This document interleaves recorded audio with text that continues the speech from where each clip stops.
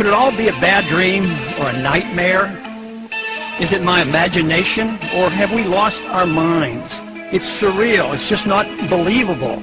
A grand absurdity, a great deception, a delusion of momentous proportions. Based on preposterous notions and on ideas whose time should never have come. Simplicity, grossly distorted and complicated. Insanity, passed off as logic. Grandiose schemes built on falsehoods with the morality of Ponzi and Madoff. Evil described as virtue. Ignorance pawned off as wisdom. Destruction and impoverishment in the name of humanitarianism. Violence, the tool of change. Preventive wars used as a road to peace. Tolerance delivered by government guns. Reactionary views in the guise of progress. An empire replacing the republic. Slavery sold as liberty. Excellence and virtue traded for mediocrity. Socialism to save capitalism. A government out of control. Unrestrained by the Constitution, the rule of law, or morality. Bickering over petty politics as we head into chaos. The philosophy that destroys us is not even defined. We have broken from reality, a psychotic nation. Ignorance with a pretense of knowledge replacing wisdom.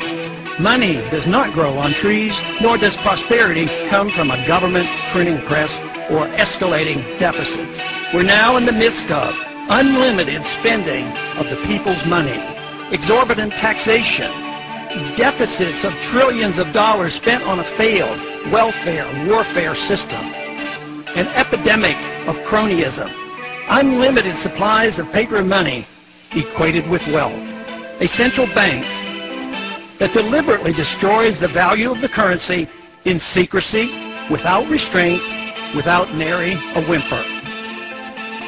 Yet, cheered on by the pseudo-capitalists of Wall Street, the military-industrial complex, and Detroit. We police our world empire with troops on 700 bases and in 130 countries around the world. A dangerous war now spreads throughout the Middle East and Central Asia. Thousands of innocent people being killed as we become known as the torturers of the 21st century. The sad part of all this is that we have forgotten what made America great, good, and prosperous. We need to quickly refresh our memories and once again reinvigorate our love, understanding, and confidence in liberty. The status quo cannot be maintained considering the current conditions.